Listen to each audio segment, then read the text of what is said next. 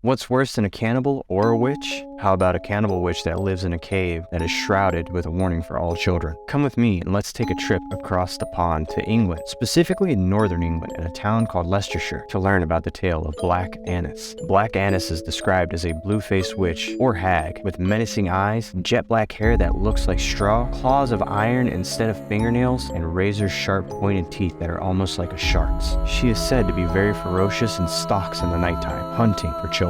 It is said that Black Annis is often heard before being seen. Her screeches and howls echo off the hills and can be heard throughout the valley, so keep an ear out while in her area. She has a taste for both children and lambs. It is believed that the color of her skin, blue, is because of how long she has lived. It is suggested that Black Annis got her origins from two 15th century women. It's not so much the women themselves that are believed to be Black Annis herself, but that their lives became a part of the tale. The first lady to be claimed as part of the story is a hermit nun that lived in the forest named Agnes Scott. She wore a traditional robe for her sect and passed away in 1455. A church in a small village called Swithland dedicated a brass plaque to her memory. They also dedicated a 3-foot-tall veiled statue to her, both with a Latin inscription that said that she lived in the Dane Hills and ran a leper colony. All of this information on Agnes was placed together by a poet and writer named Robert Graves. Some find Robert's take to be an interesting one, while others consider it to be a form of poetic licensing he took liberty with. Lady number 2 has a weaker claim to the name. Some sources say she was a witch, while others say she was a wise woman or seer that predicted Richard III's death. It is noted that while riding over the Bow Bridge in Leicestershire to the Battle of Bosworth, his foot or spur struck a stone on the bridge. The wise woman said that on his return home, his head would strike the same stone. According to eyewitnesses from history, this is exactly what happened. Black Annis is the common name that most people know her by. However, she is also known as Black Anna, Black Annie, Cat Anna, and Black Agnes. The cave she lives in is also called Black Anna or Black Annis's Bower and is located in the Dane Hills just outside of Leicestershire. It is believed that Annis dug the cave out of sandstone using only her hands and her very sharp claws. Part of the story also says that Annis also wears a skirt made of the skin of her victims. Her diet is not strictly for small children. Any lost sheep, the farmers blame Black Annis for taking them to eat.